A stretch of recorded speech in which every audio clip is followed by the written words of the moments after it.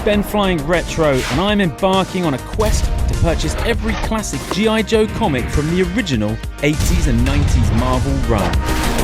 Warning. Hunting down individual issues from every corner of the globe in whatever order the universe decides to give me. Join me and my pal Steve every week as we discuss my latest find. Welcome to Chasing Joe. Chasing Joe.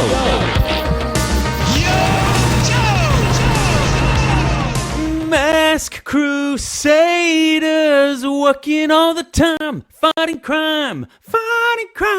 Secret raiders who will neutralize as soon as they arrive. I never get that bit and how it works because it doesn't flow. You're listening to Chasing Mask. This isn't Chasing Mask. What the heck? It's Chasing Joe! Episode 54. Knock, knock, knock. Knocking on your door. I've just had the Musk theme in my head all week, and it's made me think a lot about 80s cartoon theme songs. I used to think that Action Force / GI Joe was a banger, but it's probably like... Maybe it's top 10, but there's better ones. Do you think Joe needed better theme music, or do you think it works? It's very kind of like robust, and it's not particularly like rocking in the same way that Mask is it? Ben is gonna lead the mission. Action Force is there. Chasing vision. Dude, Action international hero. Yeah, it's not quite Mask Crew. It is pretty oompa oompa, and the first time I ever heard the GI Joe theme tune, it was far after the fact. Like my GI Joe soundtrack was entirely the movie, and that good one. Shit rocks. I mean, yeah. That is a banger. Cold War. I still want that to be the movie. What the heck is that scene? It looks like the best finale to a film ever. What's the story there? They scrapped it. That wasn't an intro, dude. That was not an intro. That is the climactic battle of an epic film that we never got. I could be speaking out of turn, but maybe there was talk of that being a cold open. That was actually somehow part of the plot. Yes. But I might be pulling that one out of my ass. Honestly, be. There's so much GI Joe in my brain, I can't separate the fact from the fiction, conjecture from my own headcanon. Well, look, your headcanon, you have been in this podcasting game a long time. You actually have, your opinions hold weight. So if you say it, then it's so. I find a lot of the time, though, Ben, I'm just cut and pasting the opinions of others. For instance, Chris McLeod of Full Force Podcast, he was the person who first championed the Action Force theme tune as like a pretty rad like substitute. Because, the classic G.I. Joe is quite stately and... Yes, it is. It's a stately visit. Whereas the Action Force redubs, those cassette tapes, the theme tune was quite like electronic and very much of its time. Maybe you could say it hasn't aged well, but Chris believes that was far more exciting than like the... And I would take Chris's word because he's in, sound design. I'll take his word all day long. Just quickly, whilst we're on the cartoons, are you saying that all the voice talent... After they recorded all their lines, they have to do all the Action Force bits, yeah? I think they were redubs. In fact, I don't think I know. They sound so clunky. Yes. It was a UK cast. That came in and like every time, you'd keep most of the dialogue intact, but anytime there was reference to G.I. Joe, you'd get an artist in to redub that line alone and say, "We better get on the horn to Action Force." Big one is and the let movie them know that Cobra's coming. With Sergeant Slaughter when he's got Nemesis Enforcer and he's just like, "This is for Duke, and then at the very end he's like, and this is for insert Action Force. Someone is trying their damnedest to do a Robert Remus grunt, but Now visually, we got GI Joe on the side of vehicles. They weren't going in and actually changing the art. This might have been before your time, Ben, but there absolutely were Action Force marketed vehicles that not only had sticker sheets that reflected Action Force instead of GI Joe. Oh, yeah, I know that, but I'm talking also about the box Sumbo. art. I'm talking about Sumbo. Oh, right. Yeah, you're right.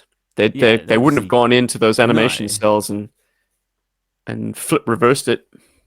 Yeah, it's interesting thinking back then that they viewed the two markets so utterly different that we need to pivot.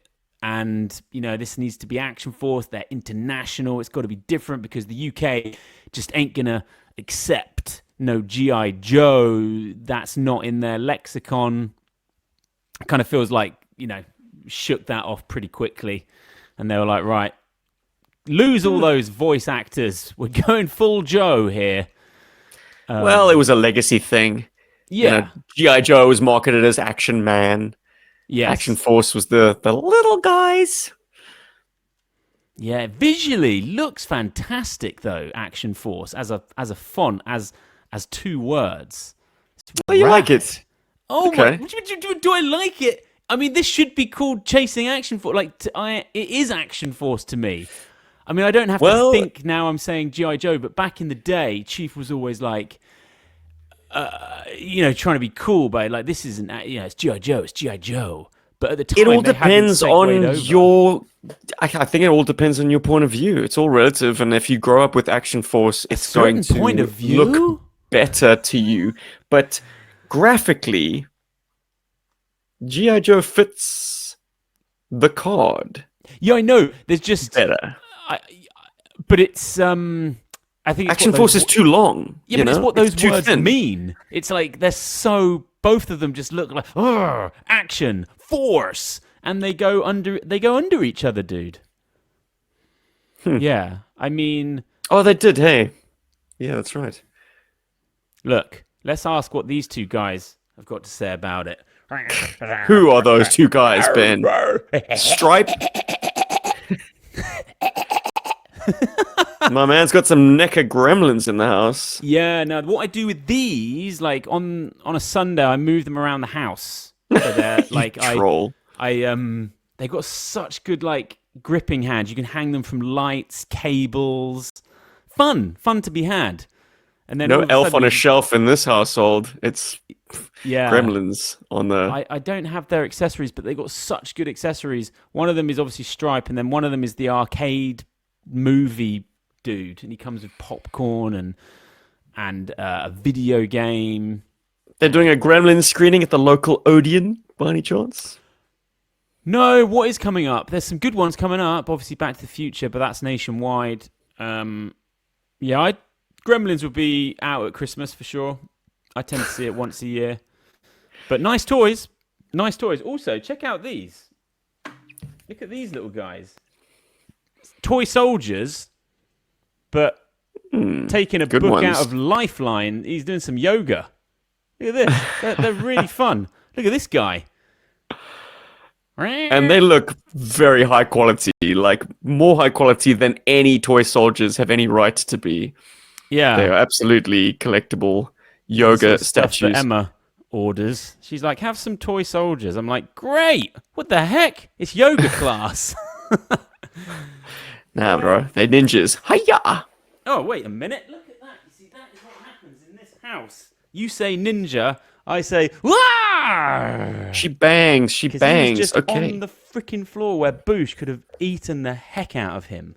And that is your childhood tidge bang. Yeah, and look at the beautiful shin guards. They're just so cool. Look at that. Are those practical shuriken or they're just design? Knew you were going to say it. They wouldn't be so embossed, would they, if they weren't? I think, no, you take them and unleash, don't you think? Nice. Interesting placement. I mean, it's very decorative. Yeah, He's definitely got some swagger for a dude with like a Zorro mask. What are you talking about? It's great placement, because look, you're kneeled down and you just reach down. What I always like the fact that you had Ninja with, I mean, he's wearing a ridiculous outfit, but he is, at the end of the day, wearing a pair of blue jeans. Can we be less harsh, please? My brother, Tijbang was a personal fave. Don't you worry, you're in safe hands. But he is wearing jeans. Jeans and suspenders. And a wrestling... Glorious. What's the word for cow? Luchador. Yeah. But it's a half luchador. It's a also Zorro mask. Look at his he's got an interesting hue to him. He's kind of it's can. Yeah, a little bit, but it's jeez, the sculpt on the chest. I love that ribbing, whatever it is, with that sort of crisscross. Absolutely stunning figure, soft goods. He used to take a lot of knife slashes to that armor, and he would survive it quite comfortably. It's like thick leather, just like this show. It's episode 54 of Chasing Joe, not Chasing Mask. That's my other show I do. Now look, mask. Keen listeners, viewers will know if you see the No Problemo bag, Mark Funky Bunch has been in town from Talking Joe, sleuthing around Joe Fest 2025 he was. We're coming to the Ears end. of the wolf. We're coming to the end of his very kind donations for this show. What do we think he has donated? Let me do a reveal. Dig. It is issue 96, November 21st, 1989. We were about to say goodbye to the 1980s. And boy, did we go out with a bang. But let me get out into my garden, get my hose pipe out, line you up against the wall and soak you down with the cultural landscape of November 21st, 1989. Movies. This is what I like about the 80s. Films would come out and they would have a 5 to 6 month run at the Megaplex. So even in November, you could still go and see Batman 89. I say Batman 89 like it was actually called Batman 89 because that has just become so synonymous with that movie.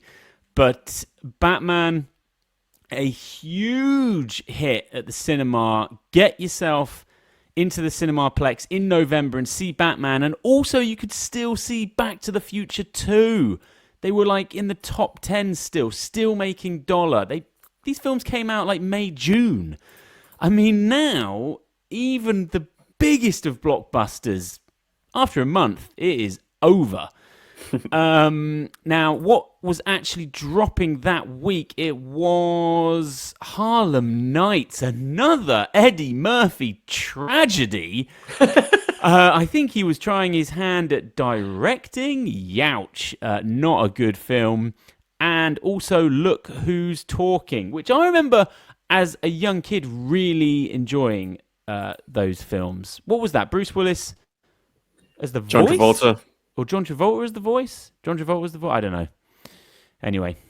No. Willis was the voice. Sorry, Travolta was in it. Right, okay. Oh, shit, I might be misremembering. Maybe one of those people was not even in the film. I don't know. Look, turn on the radio in the DeLorean. In fact, no, don't. I'd bat your hands away. I'd be like, oi! Because you never, ever touch another man's radio in an automobile. So I will touch the radio and I will put on New Kids on the Block, The Right Stuff. Not Marky Mark, his brother. Is that correct? I think I always get confused. Someone's in it. Anyway. We were right about Look Who's Talking, by the way. Oh, okay, Travolta good. You and Willis is the voice. Than AI.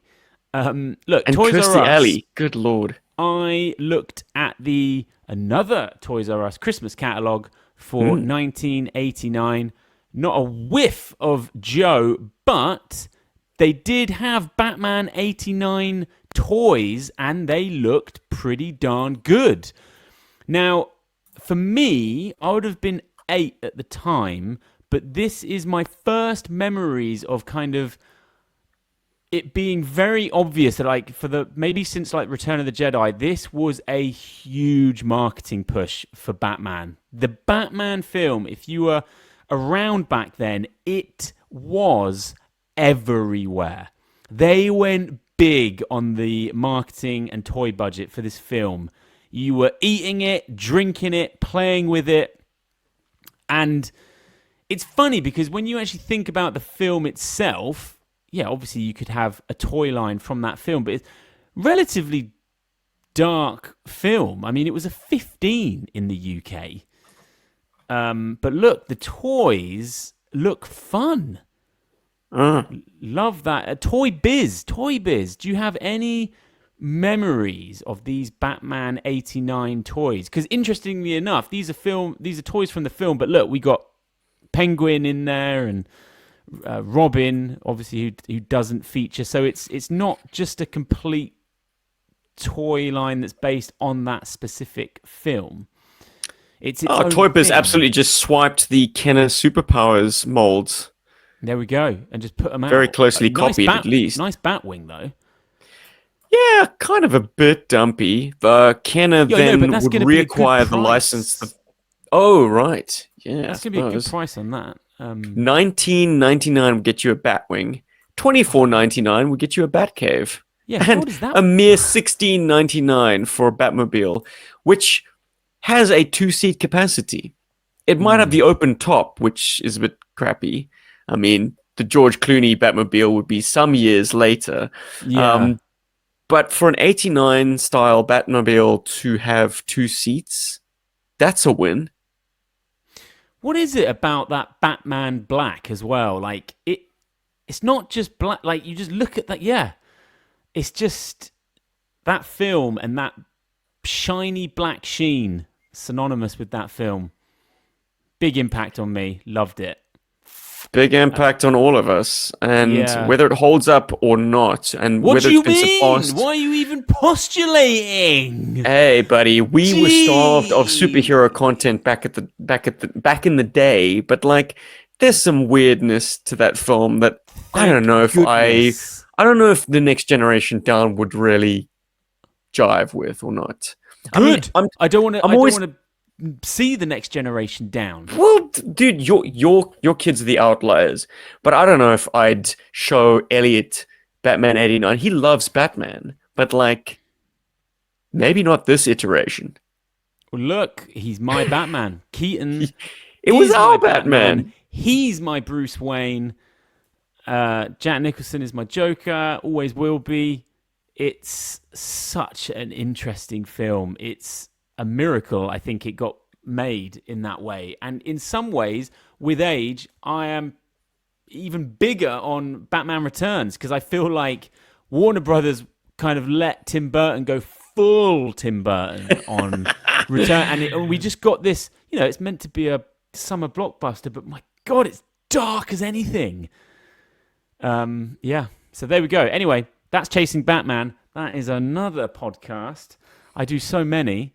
Look, in that toy catalog, we also got some weird Back to the Future 2, like DeLorean car thing that you can actually get into, maybe for the toddlers.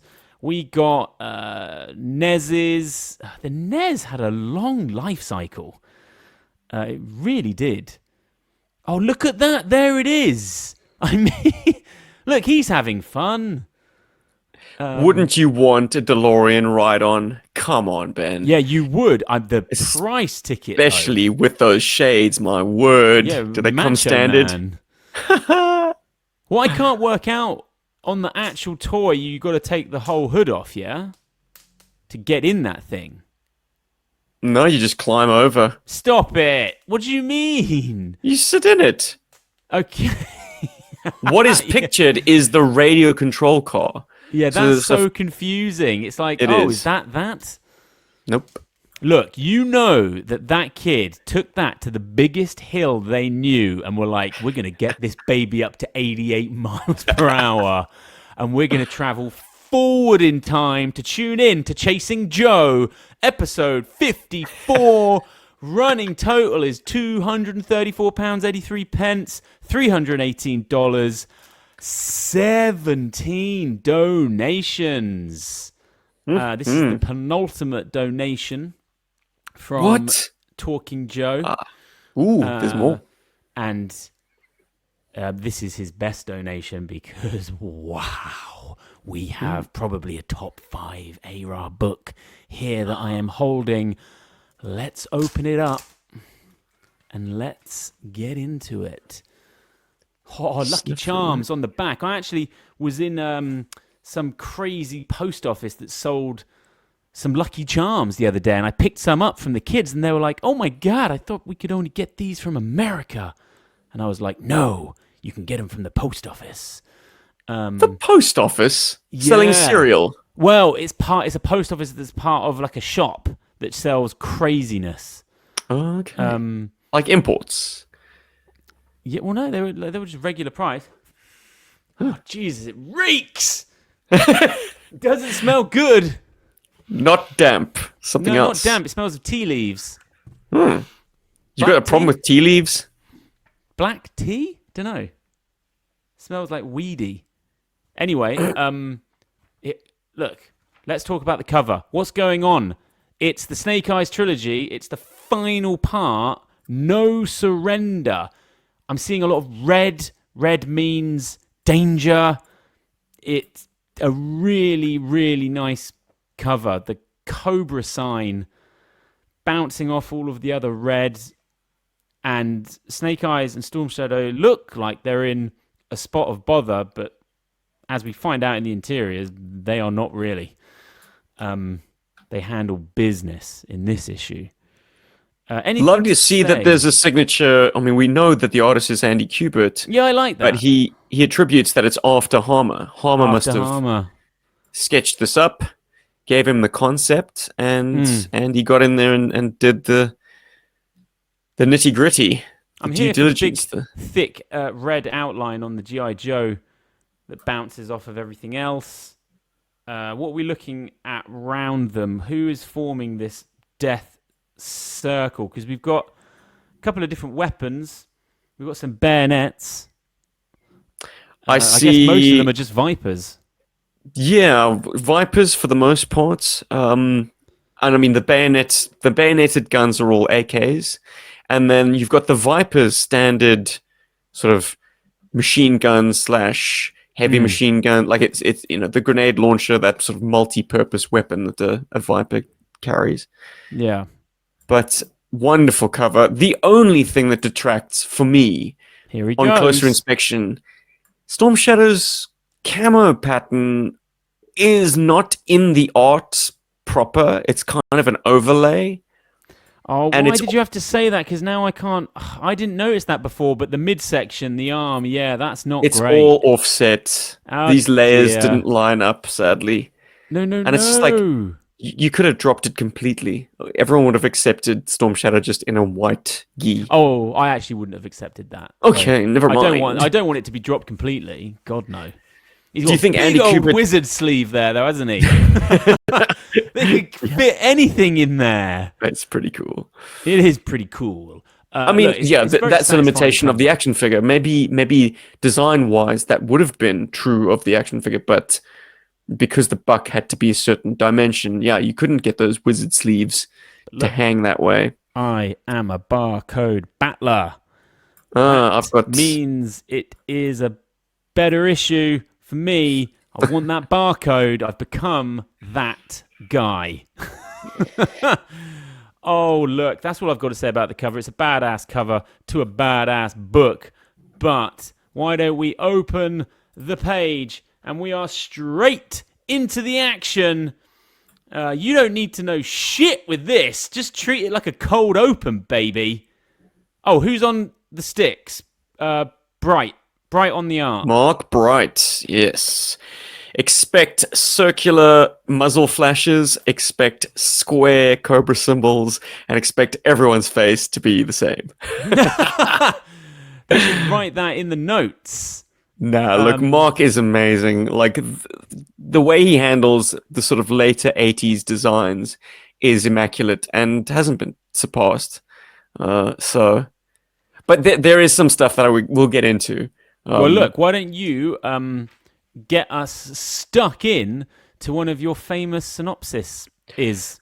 I feel like if you're not familiar with this issue and, you know, you are perhaps triggered by buildings in New York coming down, like, fair warning, this is dealing with that.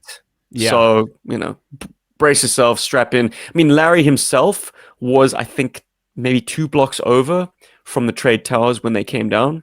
Wow. So he kind of goes radio silent on September 11th, goes off all kind of social media. I don't know if he would have likely reread this issue. I'd be curious to ask him if I ever had the opportunity, like, because it's scarily reminiscent of some of the imagery, you know, the bad shit that happened on that day. Yeah, for sure. But I have Cobra to say, Consulate is under siege. One-man army Snake Eyes is on a mission to get Baroness, because Baroness has shot his girl in Switzerland in the head and taken him back to the Cobra Consulate. He's broken free and he's just basically working his way up to the penthouse where she's located. Tommy, Storm Shadow, is going to assist him by scaling the outside of the consulate. The whole thing's on fire and it's coming down. They eventually corner Baroness. Destro shows up and sets everybody straight. He's got some interesting information that will add a wrinkle to this whole triad of revenge seeking. Lovely. Job done. Job done. The whole thing culminates in this crazy rescue in a Tomahawk with the comatose Scarlet on board, like, mental. But we'll get into it. For me, this is top 10, maybe even top 5 issues. Yeah. One of the most exciting issues of A-Ra for me. Gives me kind of die-hard, towering inferno, like, cozy 80s vibes, really. That's what it's a real page turner, that's for damn sure. Oh yeah, if things got a little bit slow in the Snake Eyes trilogy, this third part really wraps things up in a pulse pounding way. Oh yeah, and also, I mean, you can just come into this, it reads so well as a one and done as well, I think. Agreed. I would love to do like an audio experience of this issue and edit these panels with the sound effects, because I just feel like almost like a Harry Potter film or something. When you open it, it should just be like brr, brr, and just because it just starts. He's mid-roll. It's just such an exciting first page, and yeah, when he takes cover and he's just sort of being peppered. Members of the audience, petition Ben, please, to make this audio experience happen. I really want to. And come on. You know, Cobra are the baddies, but it's flip reversed. They're pooing in their pants right now, and we get the best line. He's not the one who's trapped. We are. And it's that impending doom. He's just going up the floors, and they're barricading. I feel like you tick so many awesome action film tropes in this issue. I just had such a blast. I read it twice. I just went straight back, hit it again. If anything, also you know how much I like weather. We get the elements. All of this is happening with a raging rainstorm that's going on outside. Just adds to the atmos. Yeah, nothing like a building that's on fire, but it's also clouded over and pelting with rain. You're absolutely right, man. And to add to that, the inside sprinklers are going, so whether you're out of the building or within the building, like, you're getting soaked. Yeah, look, also Storm Shadow is getting cool factor hero moments. He endeavors to scale the building in a rainstorm. It's a flat surface. It's impossible. And Stalker's like, you're mad. This is crazy. But off he goes. And he gets good kind of like Superman. Like there's some civilians on the street and they're like, what's he doing? He gets that hero moment, which I absolutely adore. And a cunning feature of one of his lesser talked about accessories, the Tekakagi. The climbing claws. Yeah. Amazing. He could have done with a second one, if you ask me. I wish the action figure came with two. Yeah, for full Wolverine action. I prefer how it is on the action figure. It's a bit more elongated. It's straighter. That is more Wolverine-y, isn't it? There, kind of shorter. The toy the toy is amazing of that. So vicious. But just before we get to this moment, we get the Rangers credo. Did you pick that up? Yeah. From the dude? Lovely. Is that just a dude just on the street? Negative. That is Wade. Oh, wait. Hang on. No, he's Wade. And then who's the dude saying it to it? That is also a member of the LRP team who lost... No, what? Who is that guy? I wish I'd read the issues around this now. He's a blind newspaper seller from across the road, but he is also a veteran serviceman, and I think he's got ties maybe to Wade and Tommy and Snake Eyes and Stalker. Rangers lead the way, all the way. Black Hawk down, baby. There it is. Look at Stalker on the phone there. Massive sense of urgency in every single one of these panels. So Scarlet is flown back from Switzerland with this head wound on a C-130. That is not the quickest way to hop the Atlantic, that's for sure. Yeah, but cutting back to this is fantastic with all this stuff going on. Mm-hmm. Yeah. I like the bit where you've got like a trio of Vipers and they are trying to... Because you've got burning below and above. And they basically tie some phones, lamps, and coffee machines. They fashion some like a rope, and that is how they're going to get out of Dodge. Wild. And I'm not familiar with the Three Stooges, but is this not a depiction of them? Well, Curly, maybe Mo, the coffee machine Larry. is a stretch. At first, I thought this sort of, the guy with the donut, basically, the balding dude. I know, yeah. Kind of an Art Garfunkel, but actually, isn't that one of the Three Stooges? As I say, before my time, totally not a reference that I would get. But look, they rain machine gun fire on Storm Shadow from the Windosh. And they hit nothing. They hit nothing. Look at that shot. Oh, yeah, he's coming up. A rare instance where Tommy is using a gun. Yeah. Mm-hmm. He kind of, what does he say there? Well, he just says, like, you guys need to aim better. I mean, you can't... They're just firing blind, because I guess the best way to shoot down a building without poking your head out is to just put your gun out. I'm surprised they didn't tag him once. But yeah, he did some quick ninja shit, shimmy to the one side. Some of my favorite bits in this issue are where, the Tomahawk goes into like a holding pattern in the rainstorm. I think this is what you were talking about. There's lightning as well. I've just noticed, where this is where you're talking about where the imagery could be triggering, but from an art point of view, I just love the kind of cityscape there of New York. Oh yeah, with the Tomahawk, the rain, the consulate building. It's a half splash. It's an action film. The consulate is like slumping down. Like this is moments before the clock is ticking. Collapses. Like it's like you could feel the urgency on every page of this issue. I've got notes up the zoo here. All right, let's have some. Well, you just kind of when I was saying it ticks every trope, you have all of the emotional weight with the Baroness story and what's going on there. You're getting all of that melodrama, and you get these film moments, the catching when they catch Baroness, and so Storm Shadow's at the base. He's got Snake Eyes. Snake Eyes has got Baroness. It's visually very exciting, thematically exciting. That would work on its own without all of the kind of emotional weight that the Baroness is going through and all, what she's struggling with. It's just fantastic.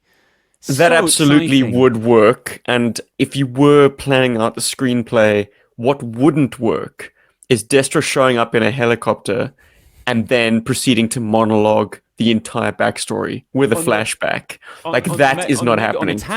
On the Tannoy. No, dude, time is of the essence. This moment needs to resolve quickly. This building is coming down. You do not have time to hang out of a helicopter door and tell Baroness about her backstory.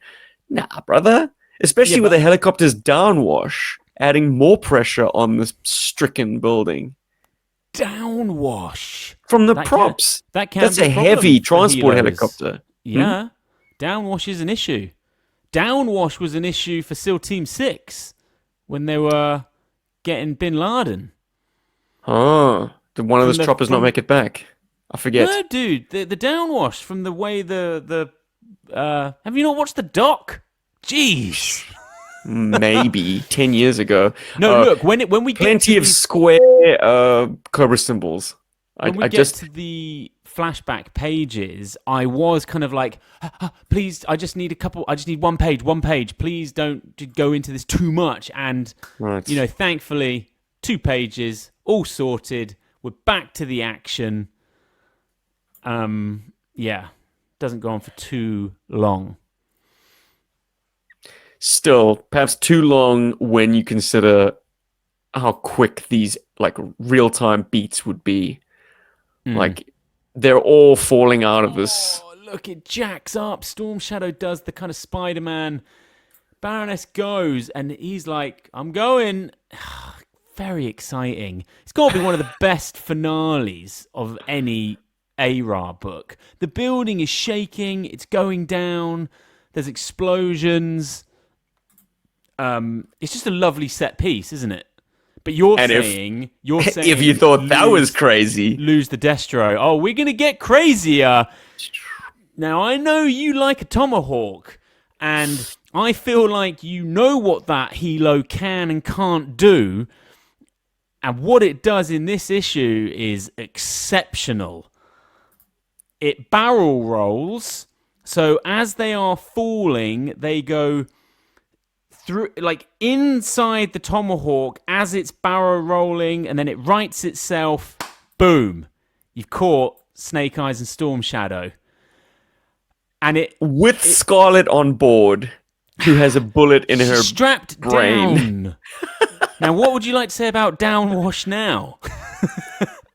Look, it's funsies, right? This is a funny book for kids, right? No, yeah. It is. I mean, look, I'm signing off on every single panel in this book, and I don't want this issue rewritten without my tomahawk barrel roll. Is it a tomahawk or is it a bread box? Because this is the squarest tomahawk I ever seen. It's a rectangle, my brother. Yeah, how is he not losing a rotor? And look, that's the first time he's done it. He didn't even know it was possible. Yes. Hawk says, incredible! I didn't think it was possible to roll a helicopter. And Lift Ticket says, neither did I. Lift Ticket doesn't sort of strike me as being ballsy. That gnarly as well, I have to say. But then what are you going to do? What are you going to do? He has to do you kind of think Wild Bill is the crazy chopper jock. Yeah, yes. But Lift Ticket's got the skills to pay the bills in this situation. It's a thoroughly enjoyable issue. I kept thinking about Die Hard all the way through it for some reason. Well, not for some reason, for obvious reasons, I guess, but choppers up the ass. Yeah. Oh, what do we think of Snake Eyes disguising himself as a Toxo Viper?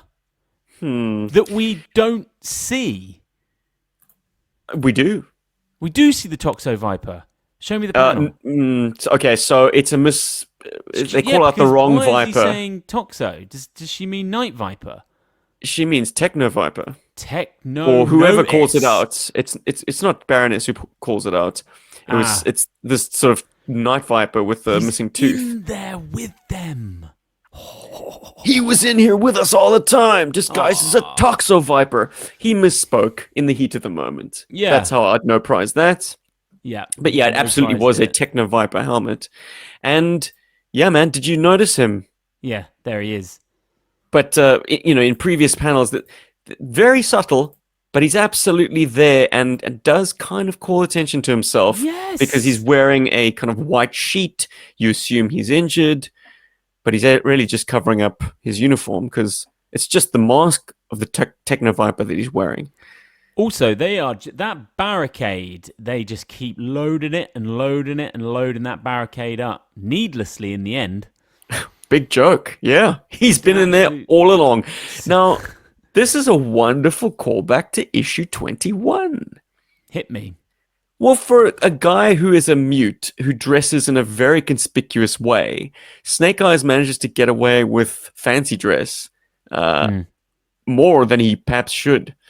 There's a moment in issue 21 where Destro's charging up the steps with all those Cobras, and there's this sort of a Cobra trooper wearing a mask, wearing goggles and his helmet on the floor, pointing, he went that way. And Destro charges off. Meanwhile, that's actually Snake Eyes. So he pulls this trick a few times. He's got it in his locker for sure. Yeah. He can sneak around, play dead, make you he could the wrong way. Murder absolutely everyone, one-man army style, but chooses subterfuge in that instance and this instance. Yeah. Just for a big dramatic reveal. We have covered the part 1 in this trilogy, haven't we? I do believe. Yes. I don't think we've covered the Payne brothers. No. Where he gets his uniform. In my head, this is issue 96. When I think of this issue, I'm always surprised that it's that late on in the run. Okay. It just makes me realise that, for me, there's some great ARA books around the 80s, 90s, 100 mark for my money. This is just such a thrilling read. It's kind of like, if I was going to grab an ARA off the shelf, this would be a very good one to grab if you just want some thrills, And some outstanding individual panels. You're right about that, that trio of them all kind of daisy chaining out the side of the Cobra Consulate. Amazing visuals. Amazing visuals. I'm going to ask your classic question, Ben. When did this book come into your life? Fill us in. Did you this book came read into it my back in the day? In terms of owning it mere months ago. But I have read this issue before, and it would have been Chief's issue, which has now been he takes the Stanley knife to his books, sends them away, and they come back leather bound. I am not into that. I'm so not into it. I don't understand it. So he has them as volumes now on his bookshelf. I forget. Does he keep the letters page intact? No. So you lose, if it's a double ad, you lose that page.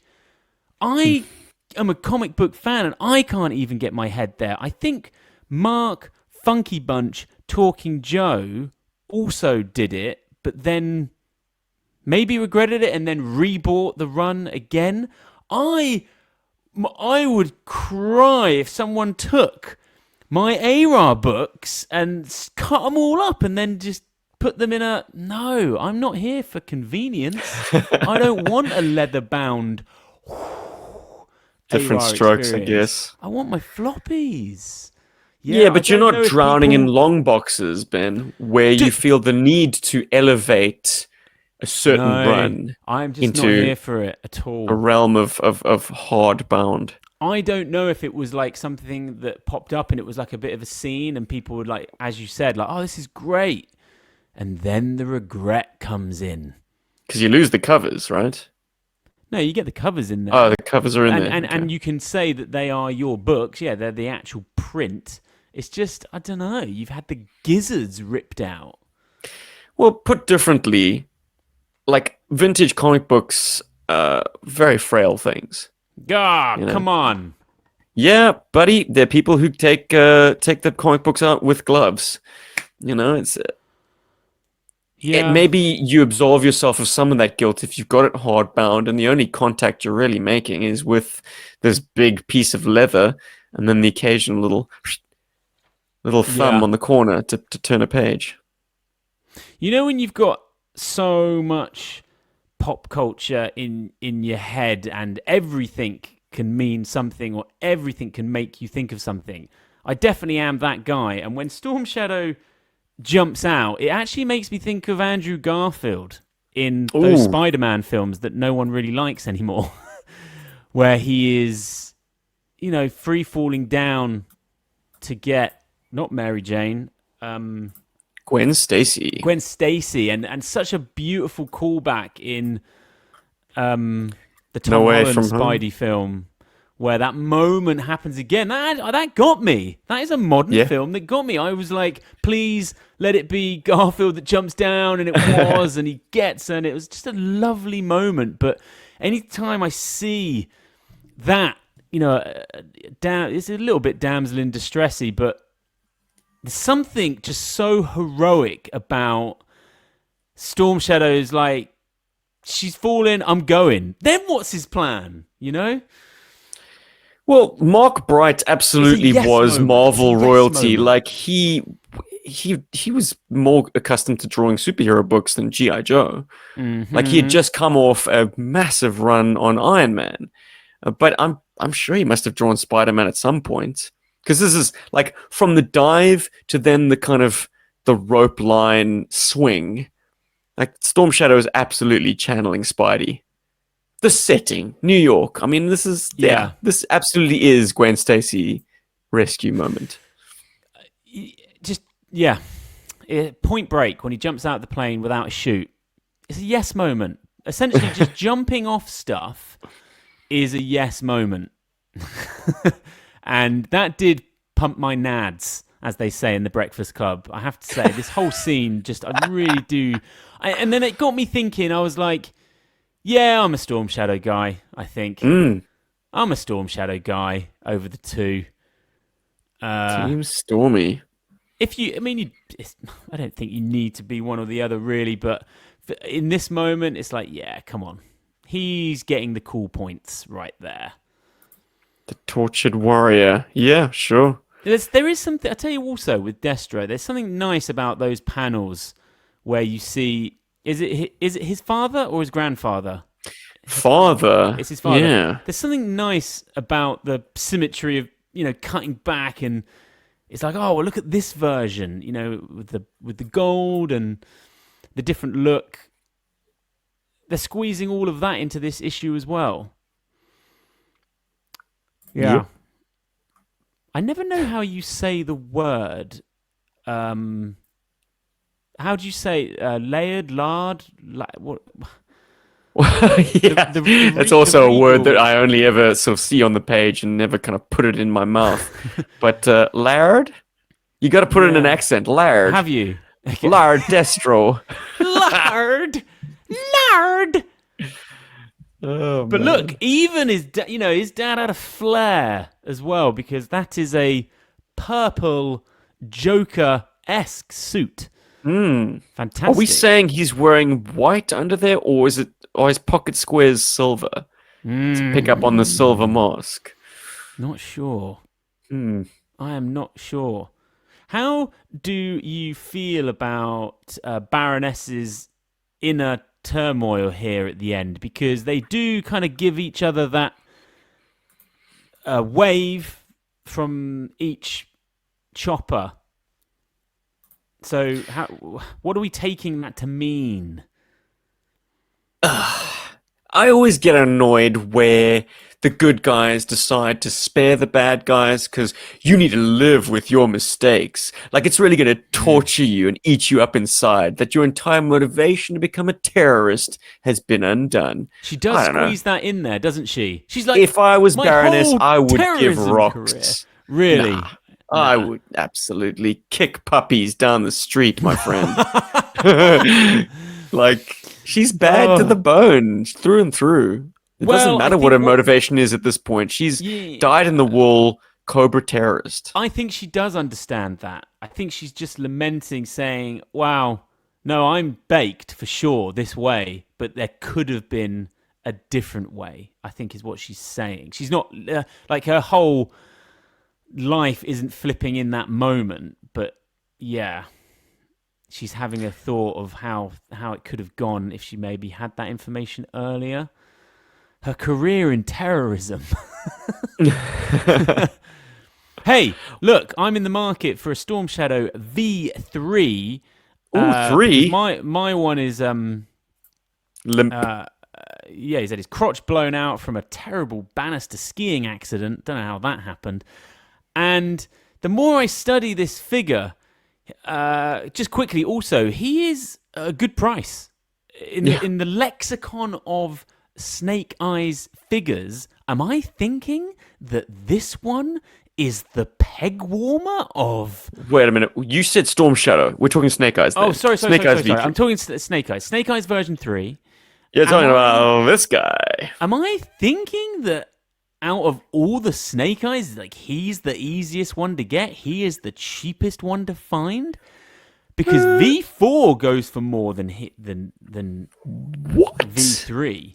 For real? Okay. Yeah, and also there's just so many of him about. Like, if you're looking for a Snake Eyes on eBay, he's the one that comes up. Anyway, I know that this is your version. This is your Snake Eyes. I just wanted to talk to you about the sculpting on the chest knives. Okay. Are you, like, I'm here for it. I am here for it. But from the profile of the fig, do you not think there's, like, too much extrusion where it's like, well, those aren't the knives anymore. Like, there's so much plastic. The way it kind of, like, wraps round, it's kind of cartoony. There was no way to tunnel out that gappage. Yeah. Unless you've got So you here for one it, of then? two compromises. You've either got to curve the blades to contour the chest, or you've got to have them extrude outwards like that and have this massive, like, flat surface. I do like the depth. I'm here for the depth, but I always just think, they look kind of funny from the side because they stop being a knife, really. It's just, don't look at his side profile, I guess. It's not something that I often regard. Like, if you absolutely just look at him on the side, it's ridiculous. Do you want them as accessories, though? So, would that be better? I have had the experience of both. Obviously, 1989 Snake Eyes, they're unremovable. Flash forward to the 25th anniversary, I think quite early on, like maybe early 2008, we got a single-carded V3 Snake Eyes. Yeah. And the butterfly knives were, not the butterfly, whatever, the trench knives, those knives, the chest blades, were removable. What you wound up having, though, is they would fall off quite easily. Yeah. You know, what do? You put in a drop of glue to hold them in place a bit more firmly. And they wind up looking kind of spindly and kind of removed from his chest. Like, you also don't want to see his side profile because they kind of, like, the handles will sit away from his torso. How do you And also, it starts making you wonder, like, how dangerous it is to have these things by your neck, these blades. Yeah. I suppose they only have edge on the fronts. They don't have double edges. Let's keep them sculpted because the visual of when you're playing with him and flipping and just having them there is so cool. I'm curious to see what Classified does when they tackle this look because they haven't. as of recording. They have skipped over this look and gone straight for version 4. They are which going to be accessories, of course. version 4 is underserved. But yeah, they will be accessories, but how will they address the look? Will they make them sheathed? Because another problem is, like, you've got these naked blades on your chest. I spoke about the dangerous, I guess Snake Eyes just lives dangerously, but like practically, and this is what Classified is trying to do with all these designs, is try to work out the practicalities of these things that have only ever existed as like 1980s and 90s O-ring figure sculpts that got away with a lot of things because of the limitations of the time, because of the sculpting, and because of the fact that they had a certain aesthetic. Like O-ring figures depart from realistic costuming because of the way they're constructed, and they were made for kids. We were less critical. I'm half in and half out on all of that stuff because I appreciate a sculpted sidearm or holster, and I really appreciate the look of a really decent sculpted hat or helmet, but then also the toyetic nature of being a kid. Like, accessories and hats are just fun, but obviously you sacrifice an overall visual aesthetic of your army figure when the hat is something that can come off. The look is different. Like, I'm here for both of it. I never thought about it as deeply as I did the day we spoke to Plastic Battles, guy called Paul, buddy of the channel, and he said that his favorite figure is Recondo. Recondo famously has a non-removable hat, and he said, but the look is right. Yeah. Characters that have, like Wild Bill that has a removable Stetson, the later Wild Bill, or any character that has a removable hat, sacrifices and corners have to be cut to make it fit, to make it an accessory piece. It looks too buckety, too big. Sarge with the removable hats versus the mail-away Sarge and the triple T Sarge with the hat that's glued on. You can see that compromise. Like, it's too poofy, it's too rounded. It doesn't sort of dent in the way a smoky hat should. It's no longer one piece, is it? It's been broken there visually. Yeah, so Recondo's hat, that slouch hat, is sculpting perfection. And that's one of Bill Merkline's like faves, I think. He was the key sculptor around about then.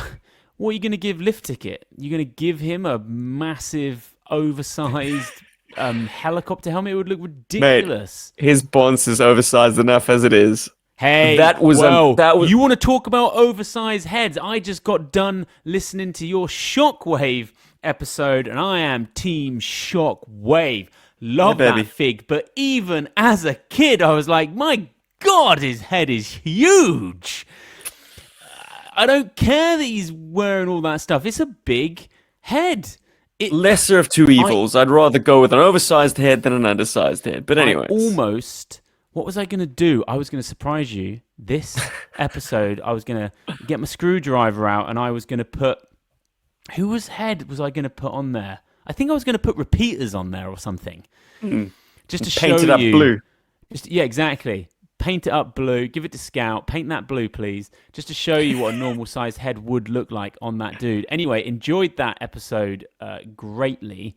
I do love a single character deep dive and everyone's different stories of...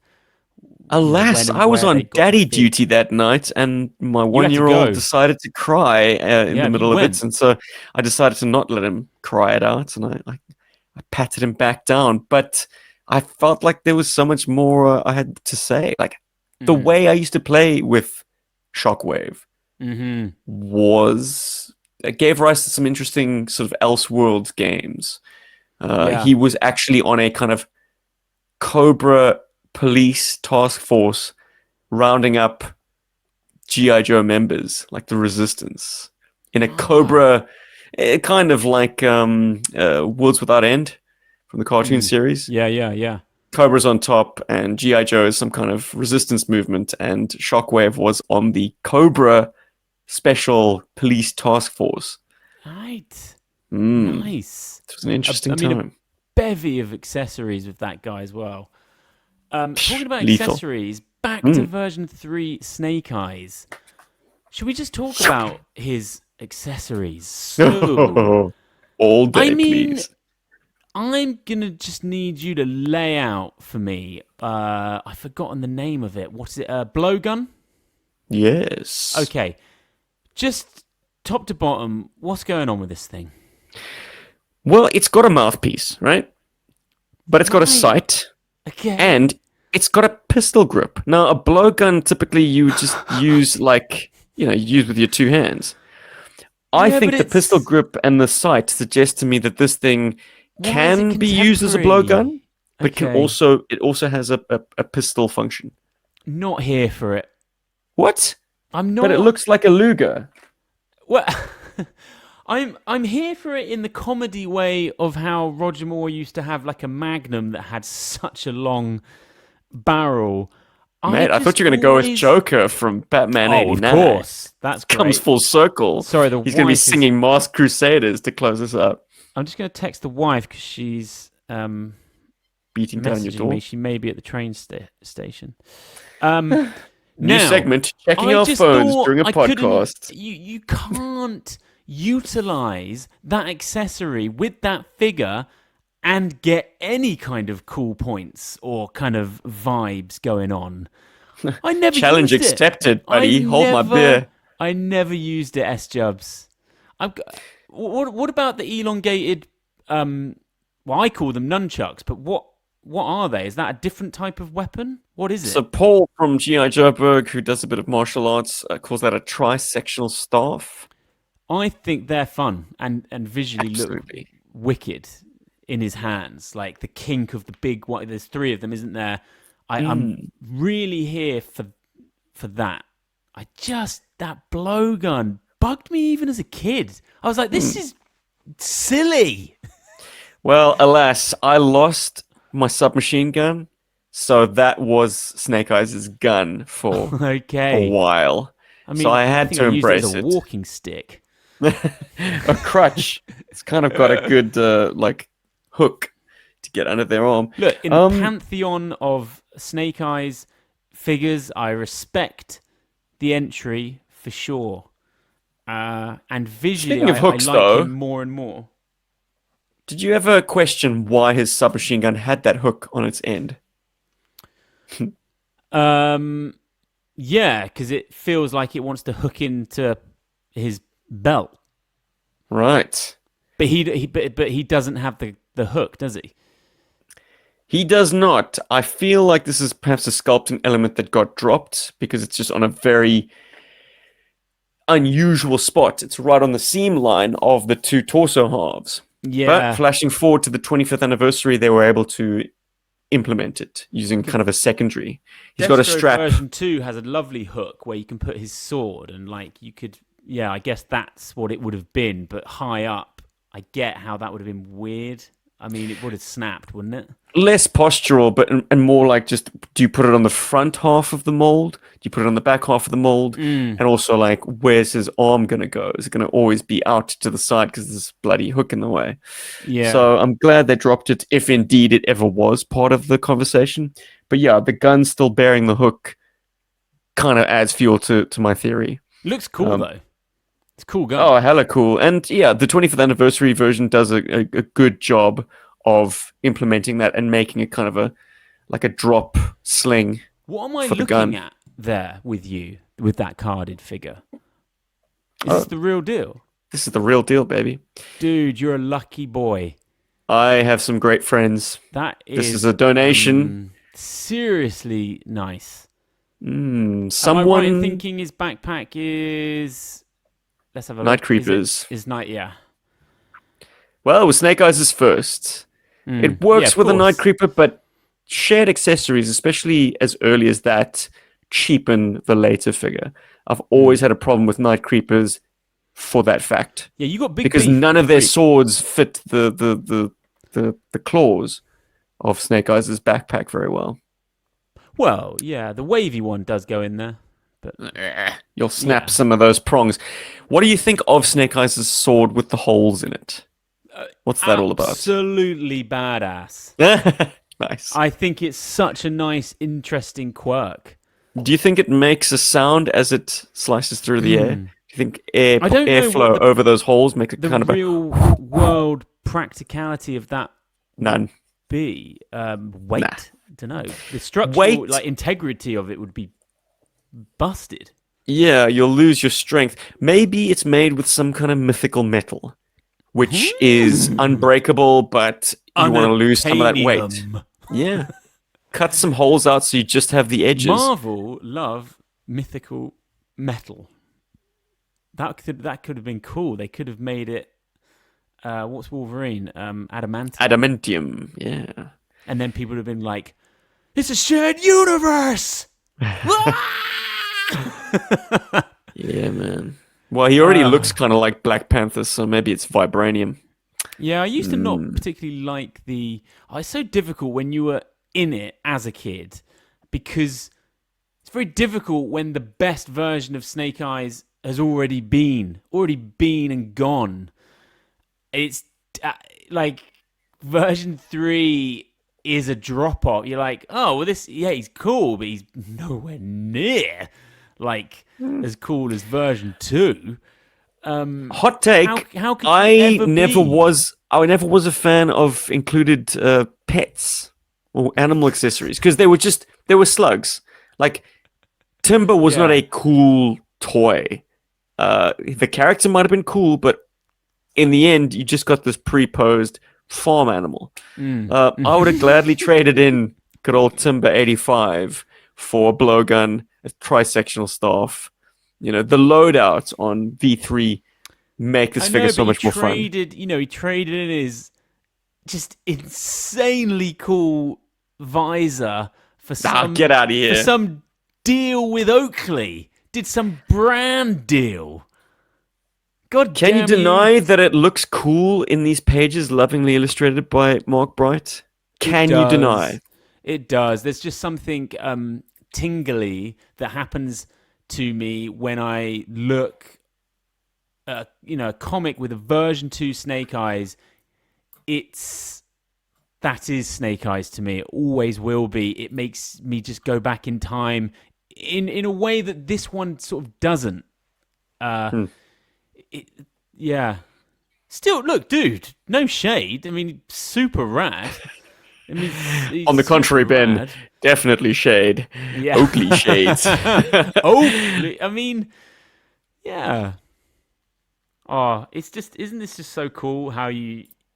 I do love talking about the different versions, the different takes. Well, if you thought figures. V3 was a compromise, this poor schmuck had his V3 disappear on him. Yeah. I had to make do with like occasionally playing with my best friend's one, but V4 was my go-to Snake Eyes for many years, for most of my childhood. Well, you would have been having the time of your life then, because that is a fine figure. I was the right age to enjoy the grapple launcher, like You were get the the right most out of that as enjoy like his actually part of his flourishes. loadout, as opposed to like this is the spring-loaded crap. Let me put that in the drawer. And this brings me back to the classified line. Yeah. And how underserved that representation of Snake Eyes is. Like, for anyone who's not following those toys, V4 Snake Eyes, Travesty. garbage. So sad. Okay. Like, is it one thing or... it's... they just didn't collection lean of in errors. far enough. Like, this is the why same not? group that gave you Heavy Duty with that entire sort of DJ booth of death. Yeah. They went all the way on that guy. Right. But 1991 Snake Eyes, it's just a Franken-Joe, just stop short of like being anything Yeah, substantial. they did really. the orange goggles, though, yeah? Tell me they did the orange goggles. Okay. They did the faceplate. Right. They did the forearm. The blue, the black. The blue, the black. But just Grappling hook? a grappling hook with a pitiful amount of rope. But real world, I guess. Wrong color. Like, yeah, dude, give us a launcher. Give us the on. backpack with a launcher that kind of goes over a shoulder, which is something that was in the card art, but the action figure fell short of actually doing it. You know, it had sort of missile boner coming straight off his back, which sucks. Like, get it shoulder fired. Ah, man. Anyway, missed opportunity, and I don't have the right to grouse because I'm not collecting that line. But if they really nailed it, if they really nailed 1991 Snake Eyes, it might have gotten me off the sidelines. Dude, For instance, I've got Pythona pre-ordered, the classified version. Ooh, check out this guy with the 2025 pre-order. He's pre-ordering toys. Never thought I'd see the day. I know. I feel dirty. Yeah, you're a rager for Pythona. You're big into that character. You think there's tales to be told there. Yeah, absolutely. Stories to be mined. Well, they are doing that, aren't they, in the Ena John? Yes. No, well, yeah. Void Ena John Rivals. But specifically Void Rivals, yeah. Yep. Okay. I started reading it for Pythona alone, and now I'm kind of interested in other aspects too. So, Okay. you got me, Kirkman. You got me. It's a slow burn, apparently. Maybe best read in like trade form. I like the notion that, and this is what was true of, comic books when we were growing up, that you didn't have to go back to issue 1 to start enjoying a story. That you could jump in at issue 12 or 13 or 53 or 96, and if that's your jumping on point, you just go with it.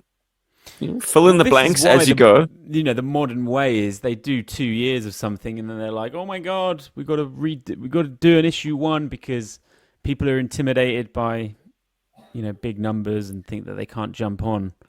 Well, those people didn't have the upbringing that we did, and they're poorer for it, unfortunately. Like, just go with it. Find your in. You'll be all right for sure. You'll be okay. It's a comic. And you would especially be okay with this issue, would you not? I mean, you don't need to know nothing. You could have just gotten into GI Joe that week and not felt out of depth. And my God, you would have been going to Toys R Us after and buying all of these figs. Hell of a first issue, if this was your first issue. Why is Baroness, back in the day, not getting a V2? Female figures don't sell. Man, they're sexist bastards.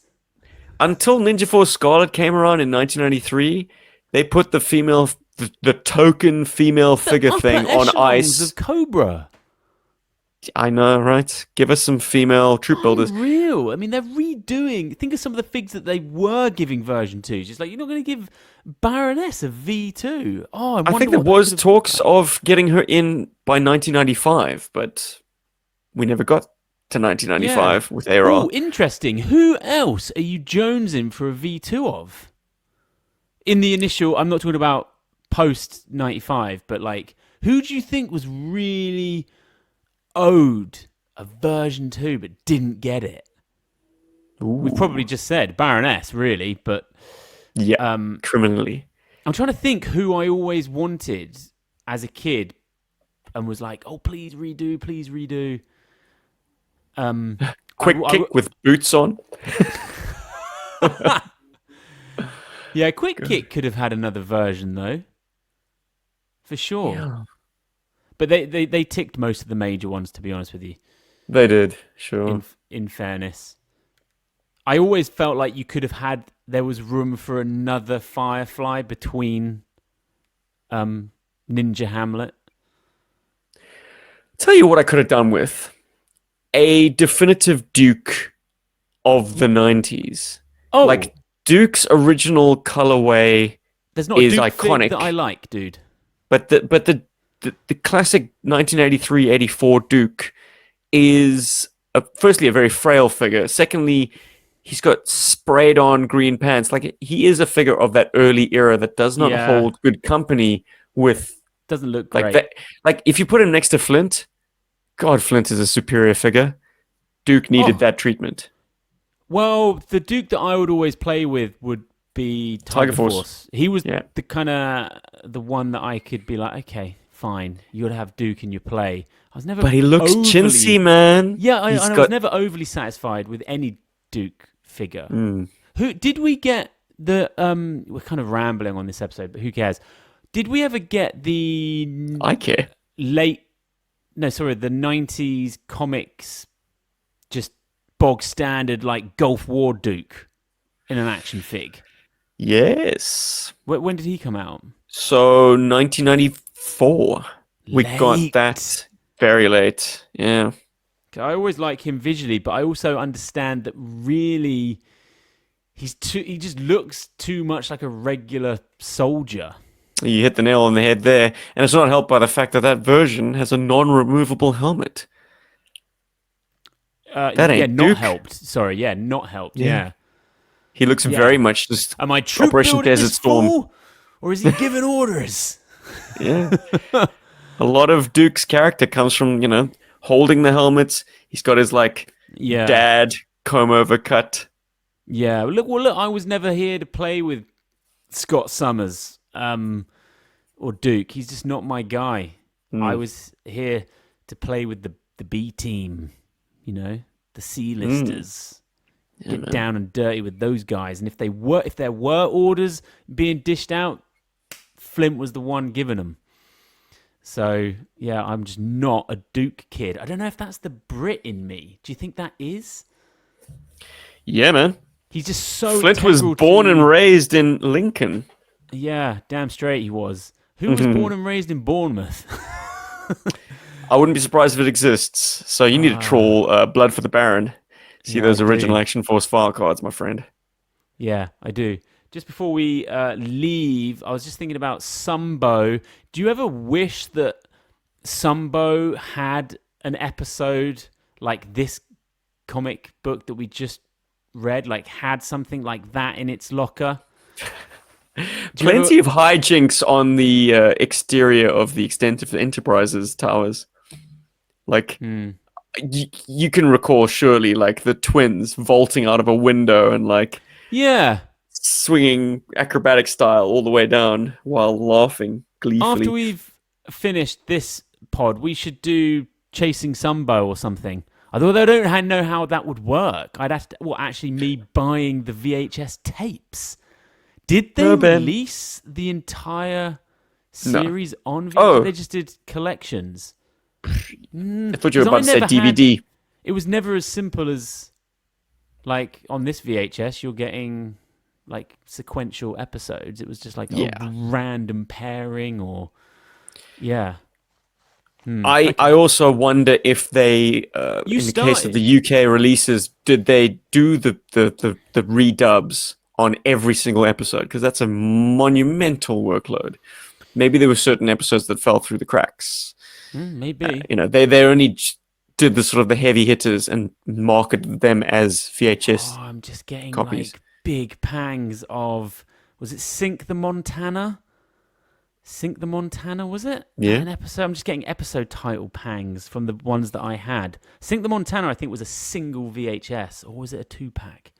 Oh man, we're gonna be chasing Sumbo after we've done Chasing Joe. Look, we've been rambling. We have been rambling, but look, that's what we do here on Chasing Joe. If this was your entry point, God help you.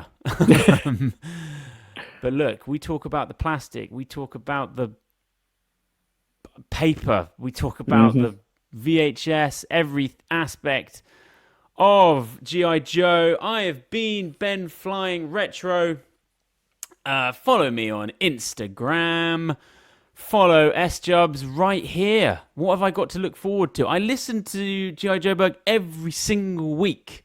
What have you got coming down the pipe for me to get excited about? I do like episodes that just dial in on a fig. I do find that fun. What you got coming up? Well, Ben, every even podcast will be a deep dive on a specific piece of plastic, and every odd numbered podcast will be a sort of general chat.